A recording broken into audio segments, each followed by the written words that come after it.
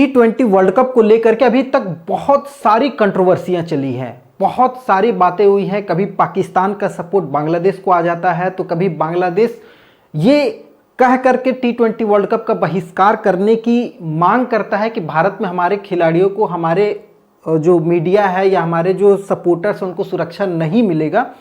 इन सब चीज़ों को लेकर के वो आईसीसी पर दबाव बनाने की कोशिश करता है। यहाँ तक कि बीसीसीआई पर भी इल्ज़ाम लगाता है कि बीसीसीआई अपने पावर का इस्तेमाल करके आईसीसी को धमकाने की कोशिश कर रही है।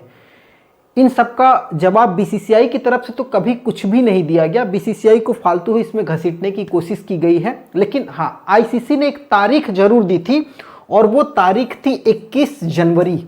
ये वो तारीख थी जब बांग्लादेश क्रिकेट बोर्ड को ये बताना था, या एक तरीके से मीटिंग होनी थी। 16 परमानेंट जो मेंबर हैं आईसीसी के, जो बोर्ड ऑफ मेंबर्स होते हैं जिसमें 16 लोग हैं, उन 16 लोगों की एक मीटिंग होनी थी जिसमें यह तय होना था कि कौन से मेंबर किस फैसले की तरफ जा रहे हैं।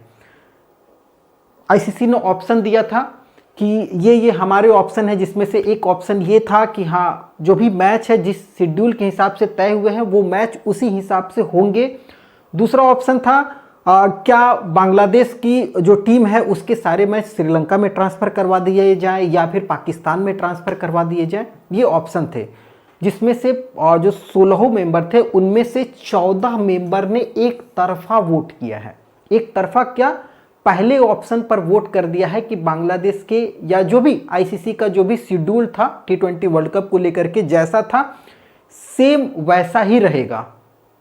और इस मत में कुल 14 वोट पड़े हैं और अपोजिशन में 2 मत पड़े हैं। मतलब बांग्लादेश के मैच श्रीलंका या पाकिस्तान में ट्रांसफ़र किए जाए उसमें केवल 2 वोट पड़े हैं। और वो 2 वोट पता है किसके पड़े हैं? एक है पाकिस्तान और दूसरा है बांग्लादेश खुद। मतलब ये पाकिस्तान और बांग्लादेश अपने अपने मतों का इस तरीके से बेइज्जती करवाए हैं उस आईसीसी की बोर्ड मीटिंग में। मतलब आप सोच सकते हैं किस तरीके की पाकिस्तान की नीयत थी इस फालतू बेवजह की बातों को लेकर के। और अब आईसीसी ने फाइनली 24 घंटे का बांग्लादेश क्रिकेट बोर्ड को अल्टीमेटम दिया है कि भाई साहब, हम तुम्हें 24 घंटे का समय देते हैं, तुम जाओ अपने देश की सरकार को ये साफ साफ बता दो कि आईसीसी की बोर्ड मीटिंग में ये फैसला हुआ है और अब तुम्हारा काम है, तुम अपनी सरकार को जाओ कन्विंस करो, मनाओ कि तुम्हारे जो मैचेस है वो इंडिया में ही होंगे और तुम्हें जाकर के इंडिया में खेलना होगा। और अगर तुम बाइकआउट करते हो तो उसका क्या नुकसान होगा, वो सब सारी चीज़ें बांग्लादेश क्रिकेट बोर्ड को आईसीसी ने भली भांति समझा दी है।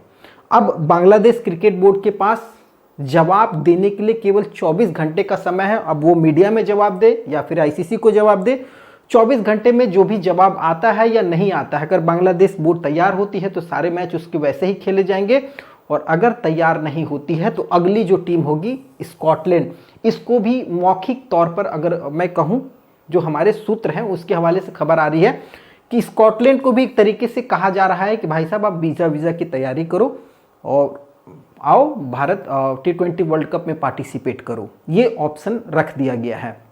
और जैसा बांग्लादेश क्रिकेट बोर्ड का या बांग्लादेश सरकार की हाल चल रही है, जिस तरीके से वो अपने इरिगेशन में डूबे हुए हैं, मतलब उनको लग रहा है कि अगर हम भारत चले गए तो हमारी बेइज्जती हो जाएगी, तो उस हिसाब से अब ये कहना सही होगा कि बांग्लादेश जो है वो T20 वर्ल्ड कप से लगभग बाहर है। क्योंकि इतनी बेइज्जती के बाद कोई भी देश रहे, चाहे कितना भी गरीब दुखियारा, मतलब कितना भी घटिया देश रहे, वो नहीं आएगा यार पार्टिसिपेट करने।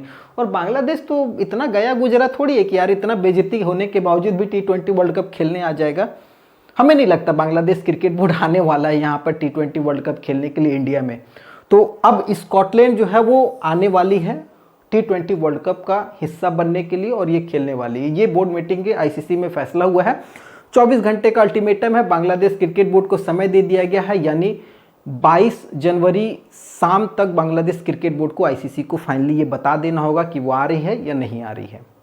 अब इसमें आप अपना सजेशन दे सकते हैं, क्या होना चाहिए, कैसे होना चाहिए, वो कमेंट के माध्यम से दीजिएगा। और वीडियो पसंद आ गो तो चैनल को सब्सक्राइब कीजिए, आगे फिर और अपडेट मिलते रहेगा यार लगातार।